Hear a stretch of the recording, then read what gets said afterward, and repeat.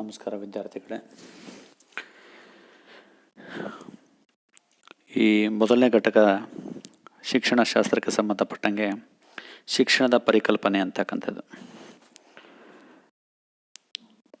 ವಿದ್ಯಾರ್ಥಿಗಳೇ, ಈ ಒಂದು ಘಟಕವನ್ನು ಅಭ್ಯಾಸ ಮಾಡೋದರಿಂದ ನಿಮಗೆ ಪರೀಕ್ಷೆ ದೃಷ್ಟಿಯಿಂದ ನಾವು ನೋಡಿದಾಗ ಸುಮಾರು 20 ಅಂಕಗಳು ಈ ಒಂದು ಘಟಕದಲ್ಲಿ ಬರತಕ್ಕಂಥ ಅವಕಾಶಗಳು ಜಾಸ್ತಿ ಇದೆ.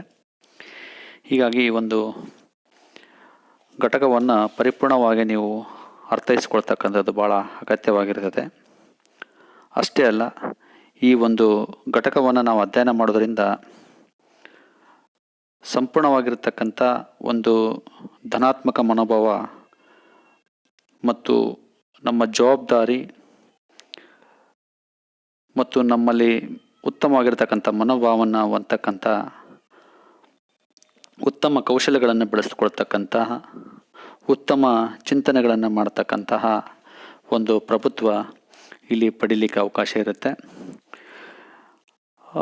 ಶಿಕ್ಷಣ ಅಂದರೆ ಏನು? ಈಗಾಗಲೇ ನಾವು ನೋಡಿದ್ವಿ, ಸುಮಾರು 10 ವರ್ಷ ನೀವು ಶಿಕ್ಷಣವನ್ನು ಪಡ್ಕೊಂಡೇ ಬಂದಿದ್ದೀರಿ.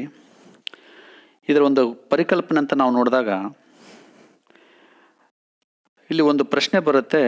ಈ ಒಂದು ಭೂಮಿಯ ಮೇಲೆ ಜೀವಿಗಳ ಹುಟ್ಟು ಅಂತ ನಾವು ತೆಗೆದುಕೊಂಡಾಗ ನಿಜಕ್ಕೂ ಸಹಿತ ಒಂದು ನಿಗೂಢ ಅಂತ ನಾವಿಲ್ಲಿ ಹೇಳ್ಬೋದು. ಕೆಲವರು ಹೇಳ್ತಾರೆ ಹುಟ್ಟು ಆಕಸ್ಮಿಕ, ಮತ್ತೆ ಕೆಲವರು ಹೇಳ್ತಾರೆ ಇದು ದೇವರ ಸೃಷ್ಟಿ ಅಂತ ಹೇಳಿ. ಅದೇ ಏನೇ ಇರಲಿ, ಅಷ್ಟು ಆಳವಾಗಿ ಅಧ್ಯಯನ ಮಾಡ್ತಕ್ಕಂಥ ತತ್ವಶಾಸ್ತ್ರದಲ್ಲಿ ಇವಾಗ ನಾವು ಶಿಕ್ಷಣ ಶಾಸ್ತ್ರದಲ್ಲಿ ನೋಡ್ತಾ ಇದ್ದೀವಿ. ಕೆಲವೊಬ್ಬರು ಆಕಸ್ಮಿಕ ಅಂತಂದರೆ, ಇನ್ನು ಕೆಲವರು ದೇವರ ಸೃಷ್ಟಿ ಅಂತ ಹೇಳ್ತಾರೆ. ಏನೇ ಆಗಲಿ, ಜೀವಿಗಳು ಅಲ್ಲಿ ನಾವು ನೋಡಿದಾಗ ಪ್ರಾಣಿಗಳು ಸಾಕಷ್ಟು ಪ್ರಜ್ಞಾಸ್ಥಿತಿ ಹೊಂದಿರತಕ್ಕಂಥದ್ದು. ಈ ಪ್ರಾಣಿಗಳಂತ ತೆಗೆದುಕೊಂಡ್ರೆ ಅದರಲ್ಲಿ ಮಾನವ ಸ್ವಲ್ಪ ಹೆಚ್ಚು ತನ್ನ ಬೌದ್ಧಿಕ ಶಕ್ತಿ ಸಾಮರ್ಥ್ಯದಿಂದ ಉಳಿದೆಲ್ಲ ಪ್ರಾಣಿಗಳ ಮೇಲೆ ಇಲ್ಲಿ ಹಿಡಿತವನ್ನು ಸಾಧಿಸಿಕೊಂಡು ಬರ್ತಕ್ಕಂಥದ್ದು ಕಾಣ್ತವೆ. ಆದರೆ ಮನುಷ್ಯ ಪ್ರಾಣಿ ಇತರ ಪ್ರಾಣಿಗಳಿಗಿಂತ ತುಂಬ ಬುದ್ಧಿವಂತ. ಅಷ್ಟೇ ಅಲ್ಲ, ಇತರ ಪ್ರಾಣಿಗಳಿಗಿಂತ ಉತ್ತಮ ಕ್ರಿಯಾಶೀಲನಾಗಿರ್ತಕ್ಕಂಥದ್ದು ಮತ್ತು ಇತರ ಪ್ರಾಣಿಗಳಿಗಿಂತ ಹೆಚ್ಚು ವಿವೇಚನೆಯಿಂದ ಕೂಡಿರುವಂಥದ್ದು ಮತ್ತು ಇತರ ಪ್ರಾಣಿಗಳಿಗಿಂತ ತೀಕ್ಷ್ಣವಾಗಿ ಸಮಸ್ಯೆಗಳಿಗೆ ಪರಿಹಾರವನ್ನು ಕಂಡುಕೊಳ್ಳತಕ್ಕಂತಹ ಮತ್ತು ಯಾವುದೇ ನಿರ್ಧಾರಗಳನ್ನು ತೆಗೆದುಕೊಳ್ತಕ್ಕಂಥ ಸಾಮರ್ಥ್ಯ ಇಲ್ಲಿ ಮನುಷ್ಯ ಪ್ರಾಣಿ ಹೊಂದಿರ್ತಾನೆ. ಮತ್ತು ಆತನಲ್ಲಿರ್ತಕ್ಕಂಥ ಒಂದು ಶಕ್ತಿ ಸಾಮರ್ಥ್ಯ ಅಥವಾ ಬುದ್ಧಿವಂತಿಕೆಯ ಪ್ರಭಾವದಿಂದ ಈ ಒಂದು ಪ್ರಕೃತಿಯಲ್ಲಿ ಸಿಗ್ತಕ್ಕಂಥ ಪ್ರಕೃತಿ ಸಂಪನ್ಮೂಲವನ್ನು ಸರಿಯಾಗಿ ಉಪಯೋಗಿಸಿಕೊಂಡು ಅದರ ಮೂಲಕ ತನ್ನ ಬೆಳವಣಿಗೆ ಅಥವಾ ವಿಕಾಸವನ್ನು ಮಾಡಿಕೊಳ್ತಕ್ಕಂಥದ್ದು ನಾವು ನೋಡ್ತೇವೆ. ಈ ಬೌದ್ಧಿಕ ಸಾಮರ್ಥ್ಯದಿಂದಲೇ ಇತರ ಪ್ರಾಣಿಗಳಿಗಿಂತ ಮಾನವ ಏನಾಗಿದ್ದಾನೆ ಅಂದರೆ ತುಂಬ ಭಿನ್ನವಾಗಿದ್ದಾನೆ. ತನ್ನ ಒಂದು ಮಾನಸಿಕ ಸಾಮರ್ಥ್ಯಗಳಿಂದಾಗಿ ಮಾನವ ಕ್ರಿಯಾಶೀಲನೂ ಆಗಿರ್ತಾನೆ, ಅಭಿವೃದ್ಧಿಪರನೂ ಇರ್ತಾನೆ, ಕಾರ್ಯತತ್ಪರನೂ ಆಗಿರ್ತಾನೆ. ಆ ಕಾರಣದಿಂದಲೇ ಬದುಕಿನ ಎಲ್ಲ ಕ್ಷೇತ್ರಗಳ ಪ್ರಗತಿಗೆ ಮನುಷ್ಯನೇ ಕಾರಣ ಅಂತ ಹೇಳ್ತೀವಿ. ಅದರಲ್ಲೂ ಇವತ್ತು ನಾವು ನೋಡ್ತೀವಿ, ಪ್ರಮುಖವಾಗಿ ನಾವು ತೆಗೆದುಕೊಳ್ಳೋದಾದರೆ ವಿಜ್ಞಾನ ಕ್ಷೇತ್ರ ಆಗಿರ್ಬೋದು, ತಂತ್ರಜ್ಞಾನ ಕ್ಷೇತ್ರಗಳಲ್ಲಿ ಉತ್ತುಂಗದ ಒಂದು ಶಿಖರದ ಅಲ್ಲಿ ನಾವು ಶಿಖರಕ್ಕಿರುವಂಥ ಮಾನವ ಇಲ್ಲಿ ಊಹೆಗೂ ಮಿಲ್ಕದಷ್ಟು ಊಹೆ ಮಾಡದಷ್ಟು ಮೀರಿ ಬೆಳೆದಿರತಕ್ಕಂಥದ್ದು ನಾವು ನೋಡ್ತೀವಿ. ಇಷ್ಟೆಲ್ಲ ಅಭಿವೃದ್ಧಿಗೆ ಅವನಲ್ಲಿರ್ತಕ್ಕಂತಹ ಶಕ್ತಿ ಸಾಮರ್ಥ್ಯ, ಅವನಲ್ಲಿ ಅಡಗಿಕೊಂಡಿರ್ತಕ್ಕಂಥ ಒಂದು ಕೌಶಲ್ಯ ಹೊರತಂದು ವಿಕಾಸಗೊಳಿಸುವಂತಹ ಅದು ಯಾವುದಪ್ಪ ಅಂದರೆ ಇಲ್ಲಿ ಶಿಕ್ಷಣ ಅಂತಕ್ಕಂಥದ್ದು. ಇದು ಅಲ್ಲಗಳೆಯುವಂತಿಲ್ಲ. ಅಂದರೆ ಶಿಕ್ಷಣ ಮಾನವನ ಸಹಜ ಶಕ್ತಿ ಸಾಮರ್ಥ್ಯವನ್ನು ಪ್ರಕಟಿಸಿ ಅವನ ಕ್ರಿಯಾಶೀಲನಾಗಿ ಮಾಡಿ ಪ್ರಗತಿಯತ್ತ ಕೊಂಡೊಯ್ತಕ್ಕಂತಹ ಅಥವಾ ಸಾಗುವಂತಹ ಕ್ರಿಯೆಯಾಗಿದೆ ಅಂತ ಹೇಳ್ಬೋದು. ಇಲ್ಲಿ ನಮಗೆ ಪ್ರಶ್ನೆ ಬರುತ್ತೆ, ಹಾಗಾದರೆ ಶಿಕ್ಷಣ ಅಂದರೆ ಏನು? ಇದು ಈಗ ಬಂದಿರತಕ್ಕಂಥ ಪ್ರಶ್ನೆ ಅಲ್ಲ, ಮೂಲಭೂತವಾಗಿರ್ತಕ್ಕಂಥ ಇದು ಪ್ರಾಚೀನ ಕಾಲದಿಂದ ಆಧುನಿಕ ಕಾಲದವರೆಗೂ ಸಹಿತ ಖ್ಯಾತ ಶಿಕ್ಷಣ ತಜ್ಞರಲ್ಲಾಗಿ ಚಿಂತಕರಲ್ಲಾಗಲಿ ಉತ್ತರ ಹುಡುಕತಕ್ಕಂಥ ಪ್ರಯತ್ನ ನಡೀತಾನೇ ಇದೆ, ನಡೆದಿದೆ. ಶಿಕ್ಷಣ ಪದಕ್ಕೆ ನಿಖರವಾದ ಅರ್ಥ ಕೊಡುವುದು ತುಂಬ ಕಷ್ಟ ಸಾಧ್ಯ. ವಿವಿಧ ಚಿಂತಕರು ತಮ್ಮದೇ ಆದಂಥ ರೀತಿಯಲ್ಲಿ ಶಿಕ್ಷಣಕ್ಕೆ ಅರ್ಥವನ್ನು ನೀಡಿರ್ತಕ್ಕಂಥದ್ದು ಕಂಡುಬರುತ್ತೆ. ತಮ್ಮ ಬೌದ್ಧಿಕ ಸಾಮರ್ಥ್ಯ ಮತ್ತು ಬದುಕಿನ ಅನುಭವಗಳನ್ನು ಆಧರಿಸಿ ಶಿಕ್ಷಣ ಪದವನ್ನು ಅರ್ಥೈಸುವ ಪ್ರಯತ್ನ ಇಲ್ಲಿ ತಜ್ಞರು ಮಾಡಿದ್ದಾರೆ. ಅದೇನೇ ಇರಲಿ, ಶಿಕ್ಷಣ ಪದವನ್ನು ಒಂದೆರಡು ಪದ ಅಥವಾ ಪುಟಗಳಲ್ಲಿ ವಿವರಿಸಲಿಕ್ಕೆ ಸಾಧ್ಯವಿಲ್ಲ. ಇದು ವಿಶಾಲ ಅರ್ಥವಾಗಿರ್ತಕ್ಕಂಥದ್ದು, ಇಡೀ ಬದುಕಿಗೆ ಅನುಭವಕ್ಕೆ ಒಳಗೊಂಡಿರ್ತಕ್ಕಂಥದ್ದು ಈ ಶಿಕ್ಷಣ ಅಂತ ಹೇಳ್ಬೋದು. ಈ ಶಿಕ್ಷಣ ಅಂದರೆ ಏನು ಅಂತಕ್ಕಂಥದ್ದನ್ನು ಒಂದೆರಡು ಕ್ಲಾಸಲ್ಲಿ ನೀವು ಪರಿಪೂರ್ಣವಾಗಿ ತಿಳಿದುಕೊಳ್ಳಲಿಕ್ಕೆ ಸಾಧ್ಯತೆ ಅಲ್ಲಿರ್ತದೆ. ಹಾಗಾದರೆ ನಾವು ನೋಡೋಣ ಈಗ ಶಿಕ್ಷಣ ಅಂದರೆ ಏನು, ಶಿಕ್ಷಣದ ಅರ್ಥ ಮತ್ತು ಪ್ರಕ್ರಿಯೆ. ಈ ವಿಷಯವನ್ನು ತಿಳ್ಕೊಂಡು ಮುಂದೆ ನಾವು ಶಿಕ್ಷಣದ ಅರ್ಥ ಎರಡು ರೀತಿಯಲ್ಲಿ ವರ್ಗೀಕರಿಸಿರ್ತಕ್ಕಂಥದ್ದು ನಾವು ಕಾಣ್ತೇವೆ. ಅದನ್ನು ನಾವು ತಿಳ್ಕೊಳ್ಳೋಣ. ಮೊದಲನೇದಾಗಿ ಇಲ್ಲಿ ಶಿಕ್ಷಣದ ಅರ್ಥ ಅಂತಕ್ಕಂಥದ್ದು. ಈ ಶಿಕ್ಷಣದ ಅರ್ಥ ಮತ್ತು ಪ್ರಕ್ರಿಯೆ, meaning and process of education. ನೋಡಿ, ಇದರಲ್ಲಿ ಸಾಮಾನ್ಯವಾಗಿ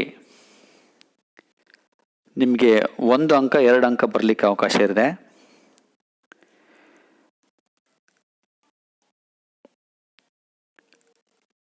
ಎಜುಕೇಷನ್ ಪದದ ಉತ್ಪತ್ತಿ, ಶಿಕ್ಷಣ ಪದಕ್ಕೆ ವಿದ್ಯೆ ಅಂತಲೂ ಕರೆಯುವರು. ವಿದ್ಯೆ ಅಂತಕ್ಕಂಥದ್ದು, ವಿದ್ಯೆ ಪದ ಯಾವ ಪದದಿಂದ ಬಂದಿದೆ ಅಂದರೆ ವಿದ್ ಅಂತಕ್ಕಂಥ ಸಂಸ್ಕೃತ ಧಾತುವಿನಿಂದ ಉತ್ಪತ್ತಿ ಹೊಂದಿರತಕ್ಕಂಥದ್ದು. ಈ ವಿದ್ ಅಂದರೆ ತಿಳಿ, ಅರಿ ಎಂಬ ಅರ್ಥ ನೀಡುತ್ತೆ. ತಿಳಿ ಮತ್ತು ಅರಿ ಅಂದರೆ ಯಾವುದೇ ವಸ್ತು ಘಟನೆ ಕುರಿತು ತಿಳಿಯುವ ಅಥವಾ ಅರಿಯುವ ಸಾಮರ್ಥ್ಯ ಅಂತ ಹೇಳಿ. ಸ್ಪಷ್ಟವಾಗಿ ನೀವು ಅರ್ಥೈಸ್ಕೊಳ್ಳಿ. ಶಿಕ್ಷಣದ ಅರ್ಥ ತಿಳಿಸಿ ಅಂದರೆ ಎಜುಕೇಷನ್ ಪದದ ಉತ್ಪತ್ತಿ, ಶಿಕ್ಷಣ ಪದಕ್ಕೆ ವಿದ್ಯೆ ಎಂತಲೂ ಕರೆಯುವರು. ವಿದ್ಯೆ ಪದ ವಿದ್ ಎಂಬ ಸಂಸ್ಕೃತ ಧಾತುವಿನಿಂದ ಉತ್ಪತ್ತಿ ಹೊಂದಿದ್ದು, ವಿದ್ ಅಂದರೆ ತಿಳಿ, ಅರಿ ಅಂದರೆ ಯಾವುದೇ ವಸ್ತು ಘಟನೆಗಳ ಕುರಿತು ತಿಳಿಯುವ ಅಥವಾ ಅರಿಯುವ ಸಾಮರ್ಥ್ಯ ಎಂದು ಅರ್ಥ. ಈ ಶಿಕ್ಷಣ ಪದಕ್ಕೆ ಆಂಗ್ಲ ಭಾಷೆಯಲ್ಲಿ ಏನಂತ ಕರಿತೀವಿ ಅಂದರೆ ಎಜುಕೇಷನ್ ಅಂತಕ್ಕಂಥ ಸಮಾನಾರ್ಥಕ ಪದ ಇಲ್ಲಿ ಬಳಕೆಯಾಗಿದೆ. ಈ ಎಜುಕೇಷನ್ ಪದ ಎದರಿಂದ ಬಂದಿರತಕ್ಕಂಥದ್ದು ಅಂದರೆ ಲ್ಯಾಟಿನ್ ಪದದಿಂದ ಬಂದಿರತಕ್ಕಂಥದ್ದು. ಈ ಲ್ಯಾಟಿನ್ ಪದವಾಗಿರ್ತಕ್ಕಂಥ 3 ಪದ ನಾವು ನೋಡ್ತೀವಿ. ಎಡ್ಯುಕ್ಯಾಟಮ್, ಎಡ್ಯುಸೇರ್, ಎಜುಸೇರ್ ಅಂತ. ಈ ಪದಗಳಿಂದ ಉತ್ಪತ್ತಿಯಾಗಿದೆ. ಈ 3 ಬೇರೆ ಬೇರೆ ಅರ್ಥ ಕೊಡುತ್ತೆ ನಮಗೆ. ಎಡ್ಯುಕ್ಯಾಟಮ್, ಎಜುಕೇರ್, ಎಜುಸೇರ್. ಇವಾಗ ನಾವು ಒಂದು ನೋಡೋಣ.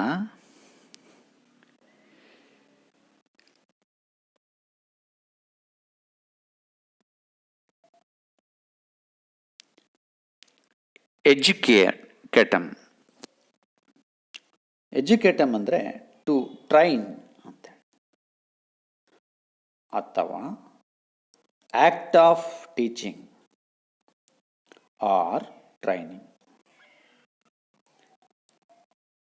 ಅಂದರೆ ಇದರ ಒಂದು ಅರ್ಥ ಅಂತ ನೋಡಿದ್ರೆ ತರಬೇತುಗೊಳಿಸು ಅಂತ. ಟು ಟ್ರೈನ್ ಅಂದರೆ ತರಬೇತಿ ನೀಡು. Act of teaching R training, ತರಬೇತಿ. ಆ್ಯಕ್ಟ್ ಆಫ್ ಟೀಚಿಂಗ್ ಅಂದರೆ ಬೋಧನಾ ಕಾರ್ಯ ಅಂತೇಳಿ, ಟ್ರೈನಿಂಗ್ ಅಂದರೆ ತರಬೇತಿ. ಎಜುಕ್ಯಾಟಮ್ ಎನ್ನುವ ಪದ ಬಿಡಿಸಿ ನೋಡಿದಾಗ ಈ ಅಂದರೆ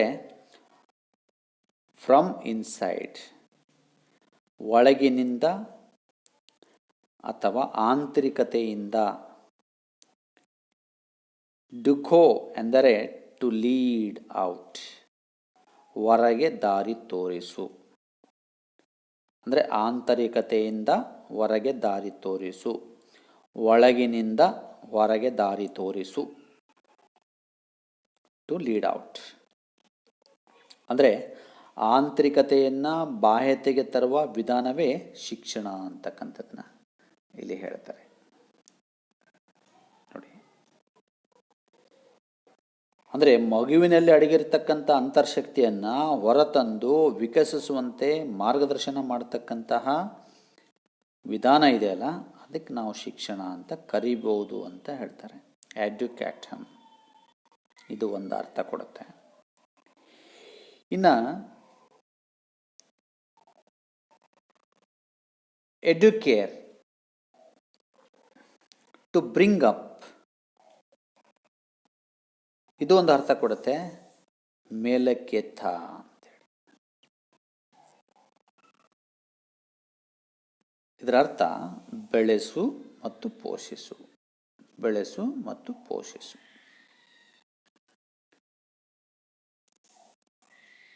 ಅಥವಾ ಮುನ್ನಡೆಸು ಅಂತಕ್ಕಂಥದ್ದು. ಅಂದರೆ ಮಗುವಿಗೆ ಉತ್ತಮ ವಾತಾವರಣ ಒದಗಿಸಿ ಅವನ ನಿಶ್ಚಿತ ಗುರಿ ತಲುಪುವಂತೆ ಅವನನ್ನು ಪೋಷಿಸುವ ಕಾರ್ಯವೇ ಶಿಕ್ಷಣ. ಅಂದರೆ ಬಾಹ್ಯ ರೀತಿಯಲ್ಲಿ ಜ್ಞಾನ ಪಡೆದು ಅನುಭವ ಮೂಲಕ ಬೆಳೆಸುವಂತೆ ಅಥವಾ ಬೆಳೆಯುವಂತೆ ಮಾಡುವ ಕಾರ್ಯವಿಧಾನ ಇದೆಯಲ್ಲ, ಅದು ಶಿಕ್ಷಣ ಅಂತಕ್ಕಂಥದ್ದನ್ನು ಎಜುಕೇರ್ ಹೇಳುತ್ತೆ. ಈ ಎಜುಕೇರ್ ಮತ್ತೊಂದು ಅರ್ಥದಲ್ಲಿ ನಾವು ನೋಡಿದೆ ಎಜುಸ್ಯಾರ್, ಟು ಲೀಡ್ ಔಟ್ ಅಂತ ಬರುತ್ತೆ. ಹೊರಗೆತ್ತ ಅಂದರೆ ಮಗುವಿನಲ್ಲಿ ಆಂತರಿಕವಾಗಿ ಸೂಕ್ತಗೊಂಡಿರುವ ಶಕ್ತಿ ಸಾಮರ್ಥ್ಯವನ್ನು ಹೊರತಂದು ವಿಕಸಿಸುವಂತೆ ಮಾಡುವುದೇ ಶಿಕ್ಷಣ. ಈ ಮೂರು ಪದಗಳ ಅರ್ಥವನ್ನು ನಾವು ನೋಡಿದಾಗ ನಮಗೆ ಸ್ಪಷ್ಟವಾಗಿ ಇಲ್ಲಿ ಗೊತ್ತಾಗುತ್ತೆ. ಈ ಯಾವುದೇ ಒಂದು ಮಗುವಿನಲ್ಲಿ ಮೊದಲೇ ಅಡಗಿಕೊಂಡಿರ್ತಕ್ಕಂಥ ಶಕ್ತಿ ಸಾಮರ್ಥ್ಯವನ್ನು, ಜ್ಞಾನವನ್ನು ಬಾಹ್ಯ ರೀತಿಯಲ್ಲಿ ತುಂಬತಕ್ಕಂಥದ್ದು, ಅಂದರೆ ತುಂಬುವುದಲ್ಲ ಎಂಬ ಮಾತು ಇಲ್ಲಿ ಸ್ಪಷ್ಟವಾಗುತ್ತೆ. ಶಿಕ್ಷಣದ ಕಾರ್ಯಜ್ಞಾನವನ್ನು ಹೊರಗಿನಿಂದ ಕೊಡುವಂಥದ್ದಲ್ಲ, ಮೊದಲೇ ಅಡಗಿರತಕ್ಕಂಥ ಸೂಕ್ತ ಶಕ್ತಿಯನ್ನು ಹೊರಬರುವಂತೆ ಮಾಡಿ ವಿಕಸಿಸುವಂತೆ ಮಾಡುವುದೇ ಶಿಕ್ಷಣ ಅಂತಕ್ಕಂಥದ್ದನ್ನು ಇಲ್ಲಿ ಸ್ಪಷ್ಟವಾಗಿ ಗೊತ್ತಾಗುತ್ತೆ ನೋಡಿ. ಅಂದರೆ ಇದು ಪ್ರತಿಯೊಬ್ಬ ವ್ಯಕ್ತಿಯಲ್ಲಿಯೂ ಸಹಿತ ಅಡಗಿಕೊಂಡಿರ್ತಕ್ಕಂಥ ಶಕ್ತಿ ಸಾಮರ್ಥ್ಯವನ್ನು ಹೊರಗೆ ತರತಕ್ಕಂಥ ಕೆಲಸ ಯಾವುದು ಮಾಡುತ್ತೆ ಅಂದರೆ ಈ ಶಿಕ್ಷಣ ಮಾಡುತ್ತೆ. ಈ ಶಿಕ್ಷಣ ಎರಡು ಅರ್ಥವನ್ನು ಒಳಗೊಂಡಿರ್ತಕ್ಕಂಥದ್ದು. ಒಂದು ಸಂಕುಚಿತ ಅರ್ಥ, ಮತ್ತೊಂದು ವಿಶಾಲ ಅರ್ಥ. Narrow and wide meaning of education ಅಂತ ಹೇಳ್ತೀವಿ. ಮೊದಲನೇದಾಗಿ ತಿಳ್ಕೊಳ್ಳೋಣ ಸಂಕುಚಿತ ಅರ್ಥ. ಈ ಸಂಕುಚಿತ ಅರ್ಥ ಅಂದರೆ ಫಾರ್ಮಲ್ ಎಜುಕೇಷನ್ ಅಂತಲೂ ಹೇಳ್ತೀವಿ ನಾವು. ನ್ಯಾರೋ ಇದರಲ್ಲಿ ಶಾಲಾ ಕಾಲೇಜುಗಳಲ್ಲಿ ನಡೆಯುವ ಬೋಧನಾ ಕಾರ್ಯ ಇದಾಗಿರ್ತದೆ. ಸಂಕುಚಿತ ಅರ್ಥದಲ್ಲಿ ತಿಳ್ಕೊಳ್ಬೇಕಾಗಿದ್ದು ಗುಣಲಕ್ಷಣ ನೋಡಿ. ಯಾವುದು ಶಿಕ್ಷಣ ಅಂತಂದರೆ ಶಾಲಾ ಕಾಲೇಜುಗಳಲ್ಲಿ ನಡೀತಕ್ಕಂಥ ಬೋಧನಾ ಕಾರ್ಯ. ಅಂದರೆ ಈ ದೃಷ್ಟಿಯಲ್ಲಿ ನಾವು ನೋಡಿದಾಗ ಶಿಕ್ಷಣವು ಮಗು ಶಾಲೆಗೆ ಯಾವಾಗ ಸೇರುತ್ತೋ ಆವಾಗಿನಿಂದ ಪ್ರಾರಂಭವಾಗಿ ಒಂದು ಹಂತದ ಅಧ್ಯಯನ ಮುಗಿಸಿದ ನಂತರ ಕೊನೆಗೊಳ್ಳುವಂಥ ಒಂದು ಪ್ರಕ್ರಿಯೆ. It can be end. ಹಲವು ಸಾಂಪ್ರದಾಯಿಕ ಅಧ್ಯಯನಗಳು, ಕಾರ್ಯವಿಧಾನಗಳು ಇಲ್ಲಿ ನಡೀತಾ ಇರ್ತವೆ. ಮತ್ತು ಕಾರ್ಯ ಹೇಗೆ ನಡೀತದೆ ಅಂದರೆ ಔಪಚಾರಿಕ ಶಿಕ್ಷಣ ಪ್ರಸಾರ ಮಾಧ್ಯಮಗಳಾಗಿರ್ತಕ್ಕಂಥ ಶಾಲಾ ಕಾಲೇಜುಗಳ ಮೂಲಕ ಆಗಿರ್ಬೋದು ಸಾಗುವಂಥದ್ದು. ಅಂದರೆ ಪೂರ್ಣ ಪ್ರಾಥಮಿಕ ಶಿಕ್ಷಣದಿಂದ ಪ್ರಾರಂಭವಾಗಿ ವಿಶ್ವವಿದ್ಯಾಲಯದವರೆಗೂ ಸಹಿತ ನಡೀತಕ್ಕಂಥ ಒಂದು ಪ್ರಕ್ರಿಯೆ ಇದು ಶಿಕ್ಷಣವಾಗಿರುತ್ತೆ. ಈ ಎಸ್ ಮೆಕೆಂಜಿ ಅಂತಕ್ಕಂಥವ್ರು ಒಂದು ಡೆಫಿನಿಷನ್ ಕೊಡ್ತಾರೆ. ಏನಂತ ಹೇಳಿ, ಸಂಕುಚಿತ ದೃಷ್ಟಿಯಲ್ಲಿ ಶಿಕ್ಷಣ ಅಂದರೆ ನಮ್ಮ ಶಕ್ತಿ ಸಾಮರ್ಥ್ಯವನ್ನು ಬೆಳೆಸುವ ನೇರವಾದ ಮತ್ತು ಪ್ರಜ್ಞಾಪೂರ್ವಕವಾದ ಮಾರ್ಗವಾಗಿದೆ ಅಂಥೇಳಿ.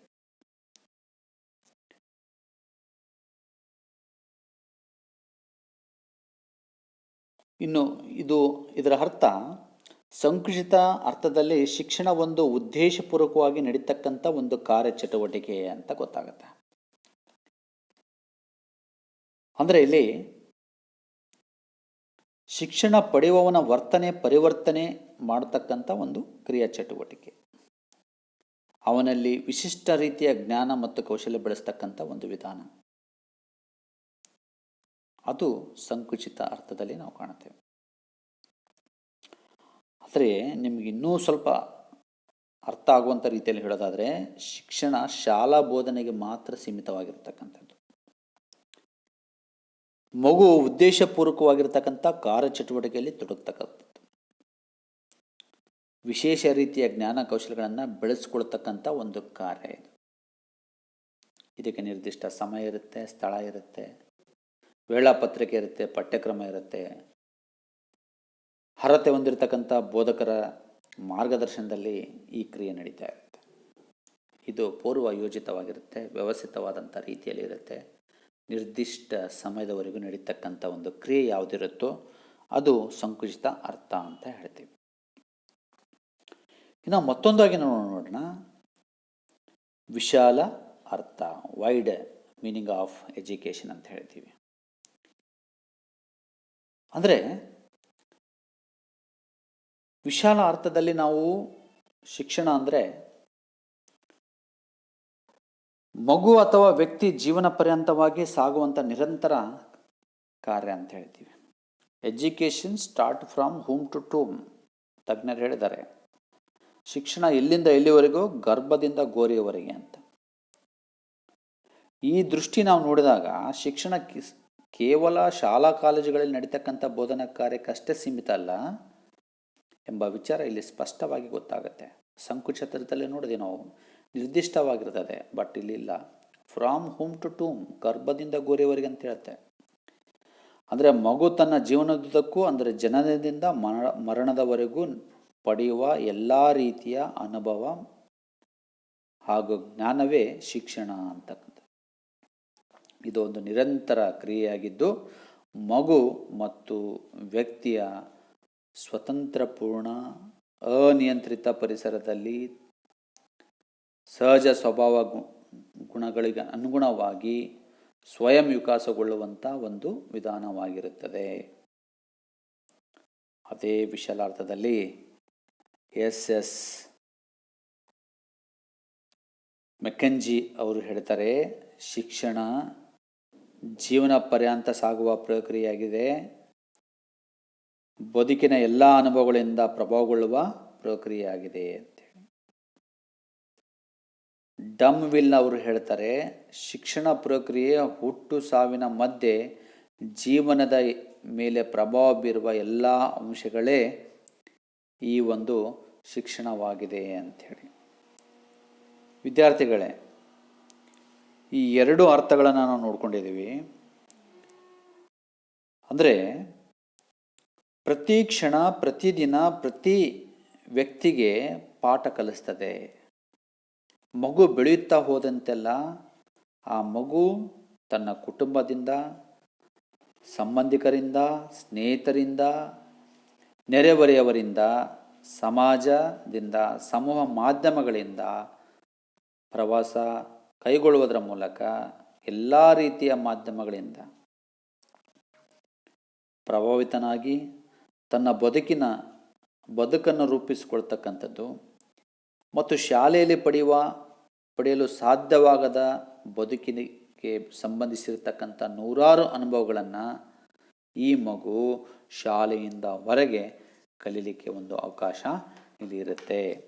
ಅಂದರೆ ಇಲ್ಲಿ ನಿರ್ದಿಷ್ಟವಾದ ಪಠ್ಯಕ್ರಮ ಇಲ್ಲ, ಸ್ಥಳ ಇಲ್ಲ, ಮಾರ್ಗದರ್ಶಕರು ಇಲ್ಲ, ಸ್ವಯಂ ಅನುಭವ, ಸಮಾಜದಲ್ಲಿ ಸಿಗುವಂಥ ಪರಿಸರದಿಂದ ಅವನು ಸ್ವಯಂ ಕಲಿಕೆಯಲ್ಲಿ ತೊಡಗ್ತಾನೆ. ಅಂದರೆ ಇದು ಏನು ಗೊತ್ತಾಗುತ್ತೆ, ಸಿಂಪಲ್ಲಾಗಿ ಹೇಳೋದಾದರೆ ಈ ಒಂದು ಶಿಕ್ಷಣ ವಿಶಾಲ ಅರ್ಥದಲ್ಲಿ ಕೈಗೊಳ್ಳೋದಾದರೆ ಲಾಡ್ಜ್ ಅಂತಕ್ಕಂಥ ಶಿಕ್ಷಣ ತಜ್ಞ ಹೇಳ್ತಾನೆ, ಜೀವನವೇ ಶಿಕ್ಷಣ, ಶಿಕ್ಷಣವೇ ಜೀವನ ಅಂತಕ್ಕಂಥದ್ದು. ನೋಡಿ, life is education and education is A life. ಯಾವುದು ನಮ್ಮ ಮಾನಸಿಕ ಕ್ಷಿತಿಜವನ್ನು ವಿಶಾಲಗೊಳಿಸ್ತದೆಯೋ, ನಮ್ಮ ಅಂತರ್ದೃಷ್ಟಿಯನ್ನು ಆಳಗೊಳಿಸ್ತದೋ, ಮತ್ತು ಯಾವುದು ಭಾವನೆಗಳನ್ನು ವಿಚಾರಗಳನ್ನು ಪರಿಶುದ್ಧಗೊಳಿಸ್ತದೆಯೋ ಅವೆಲ್ಲವೂ ಸಹಿತ ಶಿಕ್ಷಣವಾಗಿದೆ. ವಿದ್ಯಾರ್ಥಿಗಳೇ, ಈ ಒಂದು ಶಿಕ್ಷಣ ಅಂದರೆ ಏನು ಅಂತಕ್ಕಂಥದ್ದನ್ನು ನಾವು ತಿಳ್ಕೊಂಡಿದ್ದೀವಿ. ಜೊತೆಗೆ ಶಿಕ್ಷಣದ ವ್ಯಾಖ್ಯೆಗಳನ್ನು ನೋಡಿದ್ದೀವಿ, ಶಿಕ್ಷಣದ ಅರ್ಥ ನಾವು ನೋಡ್ಕೊಂಡಿದ್ದೀವಿ, ಮತ್ತು ಸಂಕುಚಿತ ಮತ್ತು ವಿಶಾಲ ಅರ್ಥಗಳನ್ನು ತಿಳ್ಕೊಂಡಿದ್ದೀವಿ. ಮುಂದಿನ ಒಂದು ತರಗತಿಯಲ್ಲಿ ನಾವು ಶಿಕ್ಷಣ ಒಂದು ಪ್ರಕ್ರಿಯೆಯಾಗಿದೆ, ಅದು ದ್ವಿಮುಖ ಮತ್ತು ತ್ರಿಮುಖ ಕ್ರಿಯೆ, ಅದು ಹೇಗೆ ಎಂಬುದನ್ನು ಮುಂದಿನ ತರಗತಿಯಲ್ಲಿ ನೋಡೋಣ. ವಿದ್ಯಾರ್ಥಿಗಳೇ, ಈಗ ಪಠ್ಯ ಪುಸ್ತಕವನ್ನು ತೆಗೆದು ನೀವು ಚೆನ್ನಾಗಿ ಅಧ್ಯಯನ ಮಾಡ್ಕೊಳ್ಳಿ.